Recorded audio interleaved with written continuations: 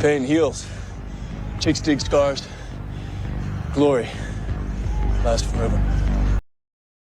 Hey, welcome back to the channel. Thank you so much for checking out this video. Hope you're having a fantastic day. Shout out to the 19. Smash the like button. Subscribe to the channel.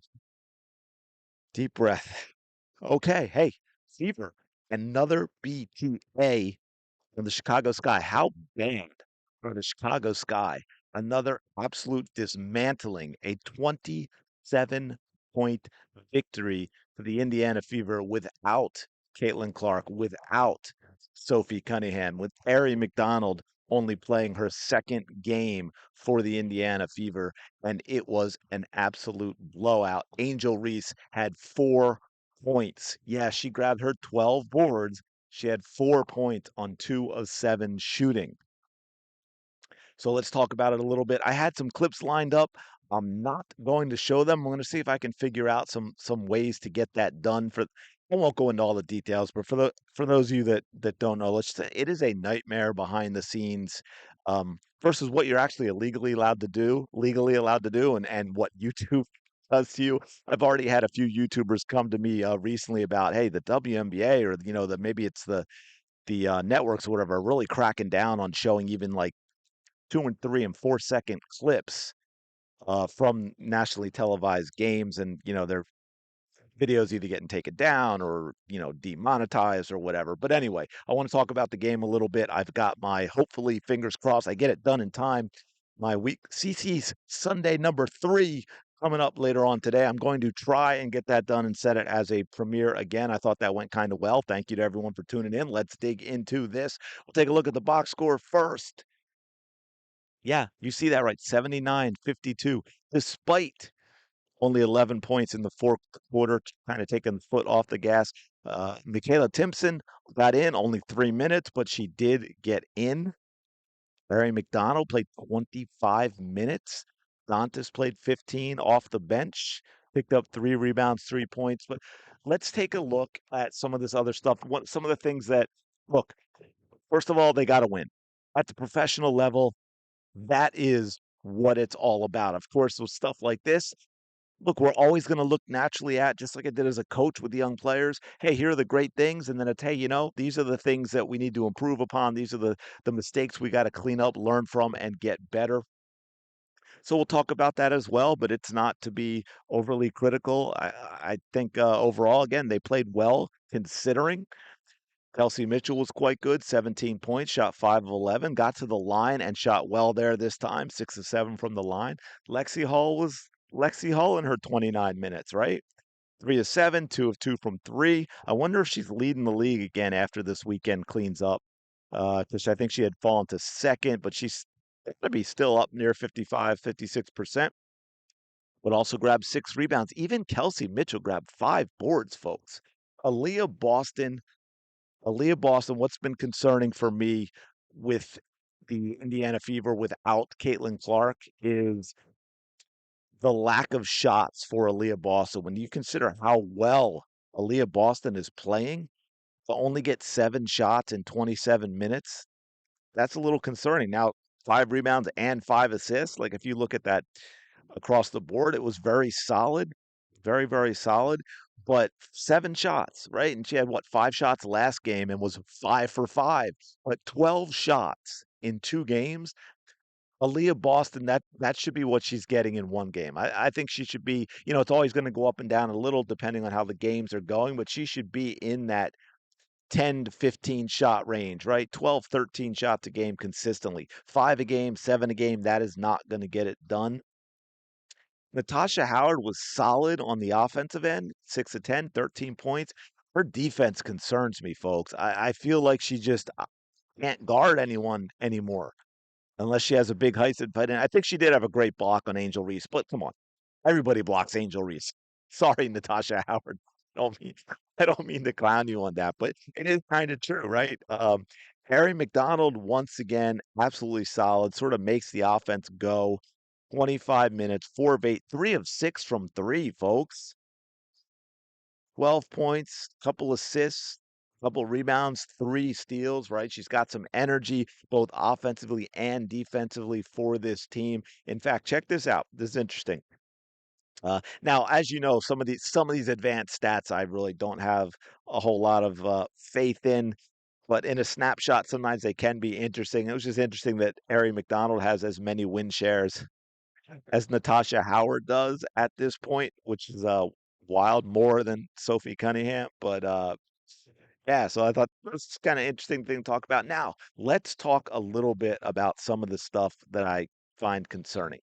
I think the team is looks very, very sloppy, right? Now they cleaned it up a little bit in this game. They started out they had 14 turnovers. That's right around their average. Five in the first quarter, right? They started out sloppy. I think three of them were by Kelsey Mitchell alone on just some sloppy passes. But I watched some of these players dribble, Sydney Colson, Natasha Howard, especially. They seem to be very, very sloppy with the ball. It's the type of stuff that you're not going to get away with against better teams, that you're not going to get away with in the playoffs, right? Again, this is a team that was built to make a deep playoff run, not to be 22 and 22, not to get a 6 seed. They need to be a top 4 team that has an opening round playoff series in Indiana in front of all those terrifying, ominous 9-year-old fans that love Caitlin Clark.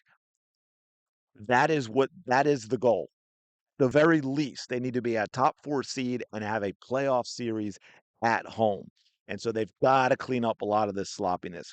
One of the other things is this offense. It concerns me on two levels. Look, I understand Caitlin Clark's not there, right? And so it's going to look different. It is not going to be the offense with Caitlin Clark. It's not going to be as efficient.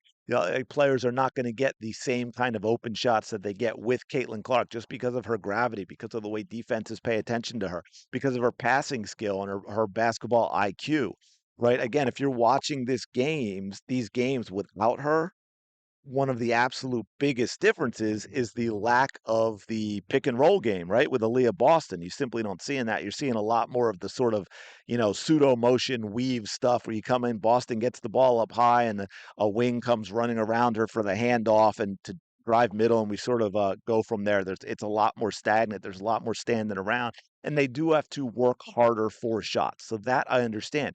But what concerns me in that is it seems to be the type of offense from the comments I'm gleaning from coaches and so forth who praised the McDonald's tempo, but talked about Caitlin Clark playing off ball more and playing this kind of offense when Caitlin Clark comes back. And that is concerning because the offense simply isn't very good in the half court right now. I just want to go through some things that was concerning for this game. I made a note to myself like after the first quarter, I said 15 shots in the first quarter. I said that concerns me. That's only 60 shots for the game. That would put them last in the WNBA. And by the way, they ended up with only 59 shots. Let's go back to this real quick. If we scroll down just to show you, they had 59 shots. Now they shot well. They shot 40.7% from three, which was huge. They took more threes than they had been taking, which is fantastic. 11 is the tied the season high for the number of made threes, so that was really good. They shot much better from the line as well. But 59 shots is not good, especially for this team. So, and let's take a look. Right here is field goal attempts. This is for the season, folks. Now the Fever sit at number 5 right now with 66.9, right? Kind of right in the middle of the pack. That's actually a little down from last year with Caitlin Clark. But check this out. This is without Caitlin Clark, the 4 games without Caitlin Clark. As you can see, if we scroll down, they are all the way down at dead last in number of shots. Now, I bring this up for a couple of reasons. One, just it shows how much harder they have to work without Caitlin in the half court offense. They're going much deeper into the shot clock. But it also shows you that even with Ari McDonald, because the last 2 games, I think they took 60 shots and 59 shots. And I bring that up because we've talked about the tempo with Ari McDonald and how it's a faster pace and they're running a little more. And maybe they're getting the ball up across half court a little more, but they're not really running. It's not a running offense that's getting a lot of points in transition, as evidenced by the fact that they take 60 shots a game since Caitlin Clark went out, which is absolute dead last in the league behind the Connecticut Sun where that Stephanie White left. Now, if we look at this is with Caitlin Clark. And remember, we talked about how they weren't running enough, and Caitlin Clark was playing off the ball. And this just shows the impact she does have when she is on the ball. Number one in the league, 73.8 shots per game in the 4 games Caitlin Clark played. Now down to 60 shots per game. Folks, that is an insane gap. 14 shots per game fewer without Caitlin Clark. That is an absolute huge gap for this team. And that's something that they're going to need to think about with Caitlin Clark, because here's my concern with when she comes back. By the way, if we look at other things too, like let's look at turnovers, right? With Caitlin Clark, it was 13.5. Without Caitlin Clark, it's 15.3. So again, it just goes to show you what I'm talking about with the general sloppiness without Caitlin Clark, that despite the turnovers that Caitlin Clark has, and she had 10 in one game this season in those 4 games, they still average fewer turnovers per game with Caitlin Clark than without her.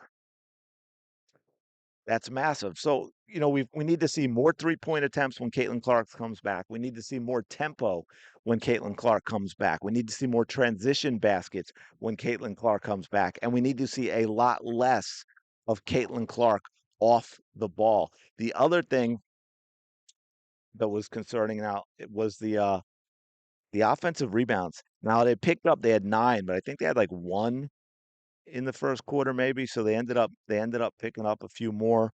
Angel Reese only got 5 offensive rebounds, which actually I mean, is a good number, but they didn't allow Angel Reese to kill him on the glass because again, 5 offensive rebounds, but she was only 2 of 10, 2 of 7 from the field, and minus 20 for the game. Uh, so that was good. It was good to see him get some offensive rebounds. They didn't get that last game. Uh, Harry McDonald in her 2 games with Indy, she's averaging 26 minutes a game. She's playing well, shooting 36% from three, 50% from two, 3.5 assists to only half a turnover, 3 steals as well. I think I saw someone said she has the most steals in the month of June, which basically tracks because most teams have only played 2 or 3 games in June. So it's gonna be interesting to see what happens going forward. My guess is right now Caitlin Clark will not play Tuesday because that gives them a much longer gap to the next game in order to make a decision with the roster. Because my understanding right now is that the Fever are not yet at that point where a prorated contract would be less than the space they have in the salary cap, right? So they're going to have to make a decision. So that's going to be interesting. So I think they might want to, one, it gives Caitlin Clark more time to be fully healthy, and it gives the front office and the coaching staff more time to make a decision on what they want to do with the roster going forward, because they most likely are going to have to make a move. Um, but yeah, so Aaron McDonald was. This is a tough one for this game, in terms of picking things out, because the Chicago Sky, obviously, it turns out, are just so absolutely terrible, right? Their only 2 wins, both against the Dallas Wings, who are 1-8, I think, whose only win was against the Connecticut Sun. And yeah, I know about the whole Fever Connecticut Sun game, but then the Sun went and lost by like 257 points to the New York Liberty. So yeah, so that's interesting. But again, the concern for me without is what they do when she comes back. One, in terms of the roster. Two, in terms of the sloppy play from the other players. Because again, if you are playing more motion and you're playing Caitlin Clark off the ball more, if that continues, I don't see how the shots I don't see how the shots increase the way they should. The turnovers will still be the problem because a lot of the other players are sloppy, and you have to find a way to meld the two things together. And for me, that is put the ball in Caitlin Clark's hand and let them run, and she can dictate when she wants to be off the ball in games, right? Because again, I'm not saying she should never be off the ball, because Caitlin Clark, while is an absolute incredible point guard, she's a scoring point guard, right? So I have no problems at times with her being off the ball in a half court offense if there are plays set where she's coming off a screen. Because again, it doesn't mean she's going to take the shot. She has that high IQ. If they play her on that shot defensively, you know she'll find the open player. Plus, again, the half court also everything for me comes off of the two-player game between Caitlin Clark and Aaliyah Boston, even for these other players as well. But probably talk about more of this stuff in the weekly episode podcast, CC Sunday, whatever you're going to call it, that's coming up. So we'll get to that soon. And I'm going to leave it there for this one. I know I don't have any clips, and you know I'm trying, guys. I know you see videos that have them, but also I had a video. I think I showed a clip of something in my ratings video when Caitlin Clark first got hurt and how the ratings plummeted. And I just got to notice that I'm not s- not that it was much, but I'm not seeing any money from that because there was a copyright claim and it got demonetized. So that $3.19 I thought was in my pocket for a sandwich is no longer there. I'm gonna leave it there. Smash the like button, subscribe.